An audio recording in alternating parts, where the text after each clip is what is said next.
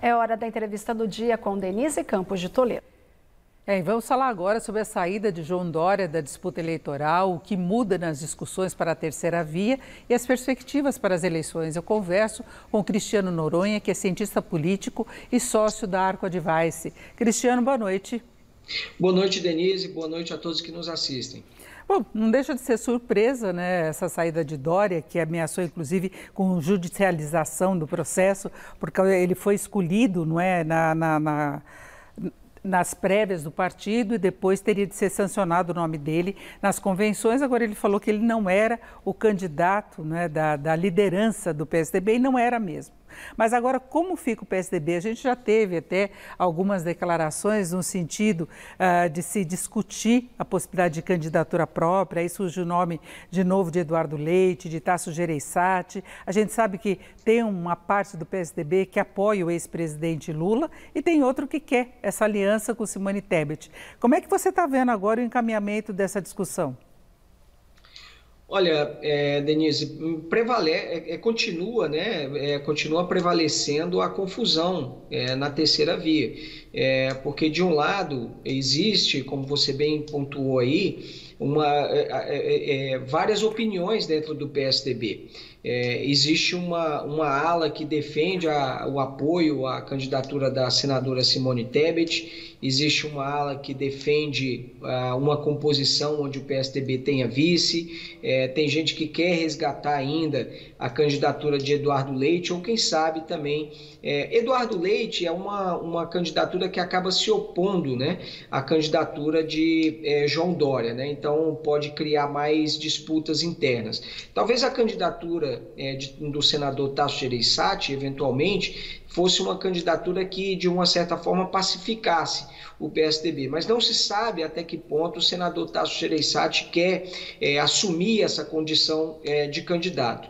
O PSDB, que teria uma reunião nesta terça-feira para decidir o apoio à senadora Simone Tebet, já adiou essa reunião para o dia 2 de junho, porque o partido quer aguardar como é que ela vai se sair nesse diálogo interno também com o MDB, porque nem o PSDB também acredita que ela pode convencer internamente os correligionários. Você bem pontuou também no começo de que há uma divisão interna dentro do MDB. Lembrando que o ex-presidente Lula fez uma reunião há algum tempo e várias lideranças, especialmente do Nordeste, onde o ex-presidente Lula ainda é muito forte, várias lideranças do Nordeste, do Ceará, de Alagoas, do Rio Grande do Norte, de Roraima, estavam lá presentes conversando com o ex-presidente Lula. Então, existe esse poder regionalizado do MDB e isso é um desafio importantíssimo aí que a senadora Simone Tebet tem que superar. Então, permanece a divisão dentro da legenda e lembrando que do final do ano para cá, o que a gente tem visto nessa terceira via é só disputa. E lembrando também que ficou deixando alguns aliados de lado. A União Brasil fazia parte desse grupo e acabou saindo, né? Então, a gente chega até aqui, a terceira via chega até aqui bastante desunida, dividida, com ainda muita mágoa interna, né? E deixando alguns dissidentes de lado. E uma divisão do PSDB que é muito nítida, né? Isso enfraquece o partido nas disputas, mas eu queria saber em São Paulo se a saída de João Dória pode fortalecer a candidatura de Rodrigo Garcia. Eu acredito que não, nesse momento não, Denise, porque o que a gente percebe é que a polarização, quando as pesquisas são feitas e atrelam o nome do governador ao candidato presidencial, o que a gente percebe é que há um fortalecimento, vamos dizer assim, das candidaturas de Fernando Haddad e de Tarcísio de Freitas, que era ex-ministro do presidente Jair Bolsonaro, né? Então, o Rodrigo Garcia, quando o nome dele é atrelado ao João Dória, ele acaba tendo uma performance continua ainda com uma performance bastante modesta também nas pesquisas, né? E lembrando que João Dória, ele acabou não se viabilizando internamente como como candidato, justamente porque o índice de rejeição dele era alto, né? Então, eu acredito que a saída do Dória pode até eventualmente criar algumas dificuldades para o PSDB em São Paulo. Aliás, o PSDB está enfrentando alguns problemas em algumas, vamos dizer assim, alguns estados bastante simbólicos, emblemáticos para o partido, e um deles é justamente São Paulo.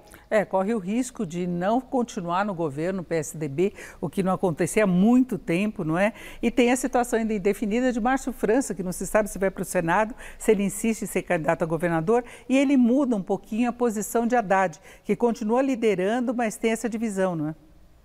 Exatamente, a pesquisa ela mostra que São Paulo ela está refletindo muito dessa polarização. Então, essa polarização entre o ex-presidente Lula e também o presidente Jair Bolsonaro. Como a terceira via não decolou, não tem ali uma vinculação, uma válvula de escape, alguém que possa eventualmente fortalecer, né? E lembrando o seguinte, a situação do PSDB em São Paulo fica ainda mais complicada a partir, inclusive, da saída também que houve, né, de Geraldo Alckmin, que deixou o PSDB para se filiar ao PSB, e ele incorpora aí essa aliança do ex-presidente Lula ao lado do PT, e eventualmente pode acabar ajudando na eleição de Haddad no governo do estado. O PT trabalha muito para que agora Márcio França desista dessa candidatura, porque potencialmente pode acabar ajudando ao Fernando Haddad a melhorar seus índices de intenção de voto na disputa pelo governo do estado. E Márcio França seria competitivo para o Senado. Agora, voltando ao plano das eleições presidenciais, não é? O PT hoje ficou falando muito a possibilidade de Simone Tebet e também Ciro desistirem das candidaturas, né? Ciro fala que isso não vai acontecer e, na verdade, quando a gente fala em terceira via, ele que aparece sempre como o terceiro colocado na intenção de voto, não é? Mas não sai muito desse patamar. Você vê alguma possibilidade de mudança tão radical assim, deles desistirem mesmo? Olha, o Ciro Gomes desistir parece ser pouco provável que isso aconteça, né?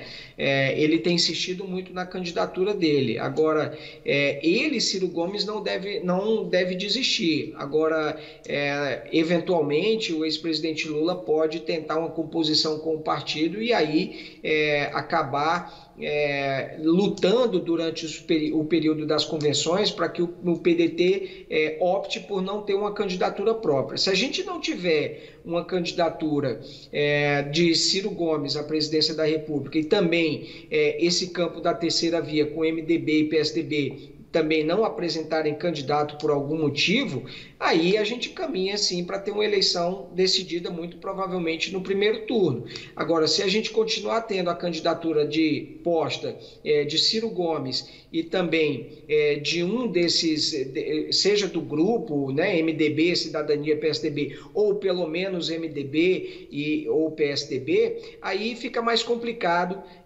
porque essas candidaturas são fortes, tem boas estruturas partidárias nos estados, aí a eleição vai continuar, a tendência é de que seja definida mesmo no segundo turno. Agora, sem essas candidaturas que eu citei, aí a gente passa a ter as outras candidaturas mais como candidaturas folclóricas, né? Emael, PSTU, que são candidaturas que a gente sabe que não tem chance e fazem mesmo apenas para constar.